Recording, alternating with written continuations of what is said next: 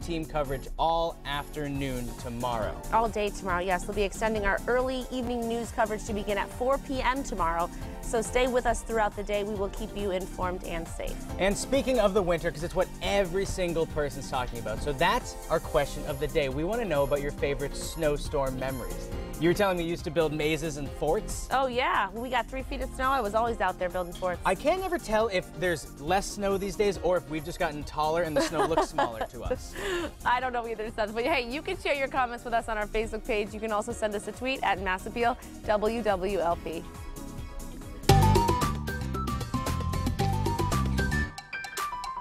Dog grooming is vital to the health and good looks of your pet.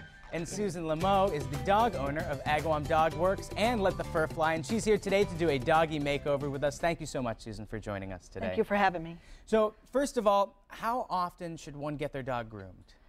We say generally every 6 to 8 weeks. And in the wintertime, do you think there's more problems for your dog in the winter? You need to get them groomed more frequently, or summertime similar? No, I think it's about the same. I think you should have it done every 6 to 8 weeks just to keep the dog healthy. Mm-hmm. And maintenance is pretty important between groomings, though. So these are some things that people maybe could get in their home. Let's go through a few of these things that you might recommend that people have in their home for maintenance. For maintenance, I would definitely recommend a brush, depending on the type of breed that you have. And if you go to a pet store, you can tell them what sort of dog you have, and they can guide you to the right brush. Which brush? So you want a brush? Is that ear definitely cleaner? Ear cleaner. How does that work? You would actually take one of these pads and wet it with your ear cleaner, and then you can clean the inside of your dog's ear with it. Okay, and this is like a makeup applicator pad, so almost every woman has some of these in their home too. Right, yeah. And if you want to, you can cut your dog a little bit and shave. What are some of these tools? Well, these are the tools that I would actually use. The shaver, there's all different types of shavers, of course. This looks like one I trim my beard with. So let's get to the real thing today. It's not just about what you're going to do with your dog. We actually have a dog today, and we're giving her a doggy makeover. Introduce us to Nellie. Do you know what kind of dog Nellie is? Nellie is a Australian Shepherd. And now, what are you going to do with Nellie today? She's a very cute dog already. She doesn't need that much of a makeover. Right. We're going to clean up the back of her back end a little bit. We're going to clean between her toes. We'll give her a nice bath and brush her out really good. Australian Shepherds generally need a good brushing. Because they mat after a while? Well, they have double coats too, so there's a lot of undercoat that you have to take out when you brush them. See, and these are all things that the average dog owner won't know, so you need to go to a professional every 6 to 8 weeks to have them groomed. Exactly. Well, I'm going to let you get to it because in the back you have your van, your dog grooming van. She has a mobile dog grooming van. So what you're going to do is you're going to take Nellie out there, and we're going to see what you can do. Turn her into something absolutely glamorous, even more so than she already is. Absolutely. Susan, thank you so much, and we will check back in with Nellie and Susan a little bit later in the show. Thanks.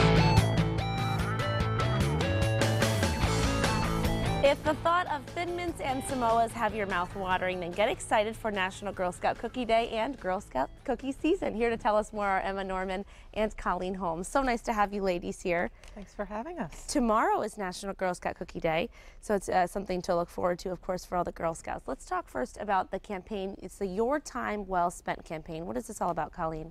Well, what that's about is that we want every adult, every girl, every parent in our communities to know that their time in Girl Scouting is time well spent.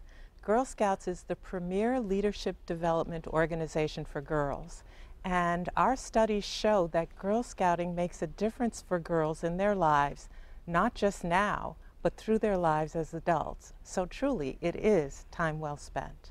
And like you said, not just for the Girl Scouts, but for those that are putting their time, energy, and money into the Girl Scouts as well. They're really spending their time well as well. Very much so. We couldn't do it without our volunteer partners and the role that they play in girls' lives, and I would say the role that the girls play in their lives. Yes. That our adults grow just as much as the girls do. Absolutely. Now, Emma, you are a Girl Scout, of course. You have all your vest with all your badges and everything. How long have you been a Girl Scout? I've been a Girl Scout for 5 years. And what is it that you love about being one? That I get to be part of a troop, and my fellow Girl Scouters and I choose what fun activities to do and where to do them, and to have fun learning about them and to make the world a better place. You must have so much fun with all those girls. I mean, the things you guys get Yes. to do. So, of course, you've been selling Girl Scout cookies for quite a while, right? Yes. And then all the money that you raise as a troop, what do you do with the money? Well, last year our troop went to Rock the Mall in Washington, D.C. And you decided that you wanted to use the money to go there, right? You chose that. Yep. So really, you're able to decide how you want to spend the money that you raise, and it really does make your lives better, and of course, like you said, the world a better place. So I think it's definitely a fun thing to be a Girl Scout, huh? Would you Yep. say? Yeah, I remember way back when I was one. Gosh, it was a blast. And everyone, you know, looks forward to getting their Girl Scout cookies, of course, because we love Girl Scout cookies. But it's so much more than that. When you buy your box, it's not just about bringing those cookies home, but also about what you're doing to support them. It is truly a lifelong learning that is in that box of cookies. Our girls are learning goal setting. They're learning decision making, money management, people skills. You can see that all on display here. Absolutely. Business ethics, and all of that's in a really tasty box of cookies. Really tasty. Now, I think we should mention that there's a new app. It's a Girl Scout Cookie Locator mobile app, right? So if someone really needs to get their Girl Scout cookie fixed, all they have to do is go to this app and they can find out where to locate it, right? That's pretty neat. And all they have to do is search for the app on their smartphone. You can also visit girlscoutcookies.org to learn more. That's great. Absolutely. Well, of course, tomorrow's National Girl Scout Cookie Day, but wouldn't you say, Emma, that every day kind of is Girl Scout Cookie Day? Yes. Right? And why do you encourage people to buy their cookies this year? Because it helps girls fund for a lot of things like camp, and I had fun at camp last week. Gosh, I wish I could go to camp. The things you could do, right? You so much fun. What do you do at Girl Scout camp? Well, last year I went to overnight camp, and I got to do archery, and I got to go kayaking and sleep in a tree house and cook a whole meal over a campfire. Sounds like an amazing experience, Emma. Well, it's so nice to talk to you. We're so happy you're here. And Colleen, wonderful to have you here as well. Thank you. Thanks for joining us. And you can learn more about the Girl Scouts by visiting gscwm.org.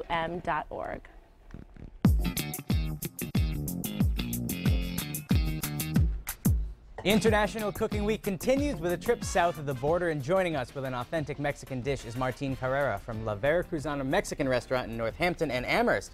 Martin, Thank you for having me again. Oh, it is good to have you here. Are you kidding? You bring the biggest spreads. So today we're making enchiladas. Yes, we're making the enchiladas. It's one of my favorite dishes that I eat, and that I remember my mom cooking for us all the time. I think it's going to be And, one of my favorites too. And so I wanted to go through the steps of how we start. We start with some fresh tomatoes, some onions, some jalapenos. We put that all in a saucepan, and we put it to boil to about to this extent, where it gets to this, and then we blend it in a blender, and And it looks voila. like that. And So we this get is the enchilada sauce. This is like what's at the heart of the enchiladas. Exactly. These are salsas, are hot and are mild, with a little bit of chips, and then some shredded chicken. How'd you make the shredded chicken, and what did you season it with? We seasoned it with chile ancho and chile guajillo. Now, are those spices or are they actual? No, they're dried chilies. Dried chilies, okay. That we also cook up in a little bit of a pan, and then we blend it. Now, can you pick a lot of these chilies up in like the international section of a grocery store? Yep, you can. Okay. Stop and Shop always has them and Yeah? stuff like that. Okay. And things. So we take all these, we cut them down. If you don't like jalapenos, maybe just don't use as many, or Right. or don't use any. Could- depending on how hot you want. Could you use like bell peppers maybe instead? No. No, I wouldn't. No, Good. you just want, even if you don't want it that spicy, just use even a quarter. Yeah, Just to give just it a get that little, flavor. just a little bit. And if you don't put the flakes in there, the seeds, seeds. then it'll be a lot less spicy, It'll right? be a lot less spicier, yes. So we do this, then we boil it, then we blend it, and it looks like a great puree. Yeah, and we fry the tortilla just a little bit, okay, in a pan, and then we can dip it in here in this enchilada sauce, and we add a little bit of chicken, All right. some cheese, and then we roll it up, okay, and So once we roll it up, what's the next step? then you add a little bit more sauce, Okay. okay. So is this already the finished product here, or do you No, need no, to cook no. it? Oh, okay, I was gonna say. No. Then you put some cheese on top. Mm-hmm. And then, you know, you can put it in your oven. Oh, okay, then you bake it. I get it. Yeah.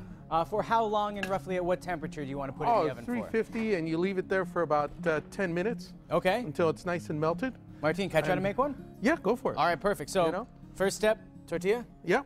and then sauce. Dip it in here. Okay. Oh, you dip it in the sauce. Dip it in there. This, yeah, I want to try a little bite of the sauce just to see Yeah. how it. Yeah. Well, it's already on my fingers. There you anyways. go.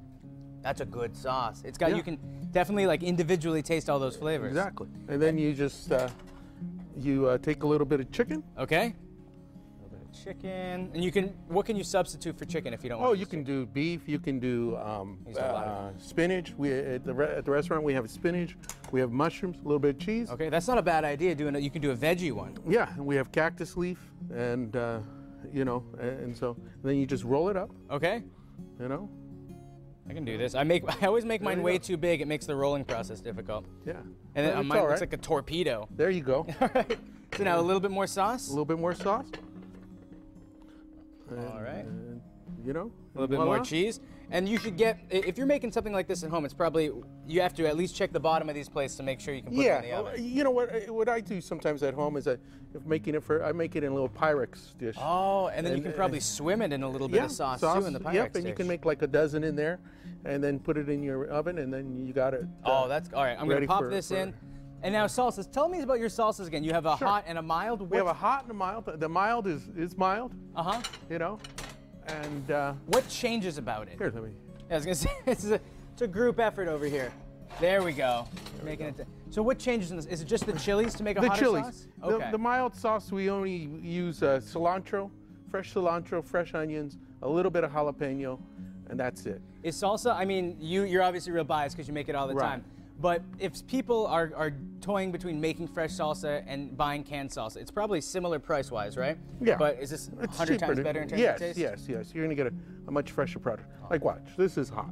Oh, Okay. oh, really? We're gonna do this? All right. You know, there you go. Okay. You know. This is. Thank goodness it's time for the commercial. Woo! We're gonna be back in a little bit with Martina. I'm gonna drink some water.